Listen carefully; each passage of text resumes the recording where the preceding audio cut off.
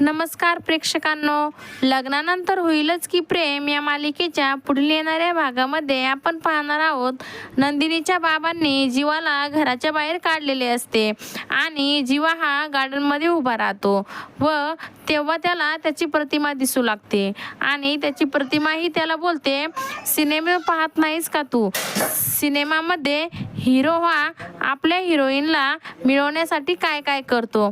तो हिरोईनच्या वडिलांशी भांडतो, हिरोईनच्या वडिलांची सेवा करतो आणि आपले प्रेम मिळवतो. तसेच तुला देखील करावे लागेल.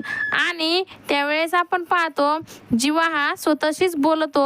हे पाहून नंदिनी आणि तिच्या आईला मात्र धक्का बसतो आणि आई ही नंदिनीला बोलते, पाहिलं का, त्याला जिकडं तिकडं तूच दिसत आहे. तो स्वतःच एकटा तुला समजून बोलत आहे. अशाने त्याची मानसिक स्थिती खराब होईल. नंदिनी, तुला काहीतरी निर्णय घ्यावाच लागेल. व तेव्हा नंदिनी देखील विचारामध्ये पडते. तर इकडे आपण बघतो काव्याचा स्केच पार्थ बघत असतो. तो काव्याला बोलतो, काव्या, झालेल्या प्रकरणावरून तुम्हाला कोणी बोललेलं मला अजिबात आवडत नाही आणि मी ते खपून देखील घेणार नाही. तर तिकडे आपण बघतो रम्या आणि वसुंधरा काव्य व जीवाचे सर्व फोटो हे एका ठिकाणी ठेवून नष्ट करण्याचा विचार करत असतात.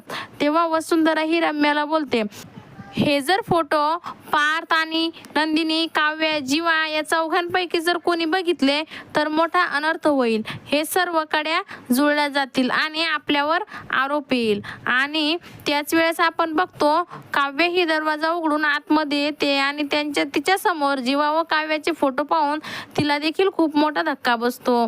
तर आता पुढील येणाऱ्या भागामध्ये काव्य ही कशा प्रकारे वसुंधरा आणि रम्याला धडा शिकवणार हे पाहणं अतिशय रंजक ठरणार आहे.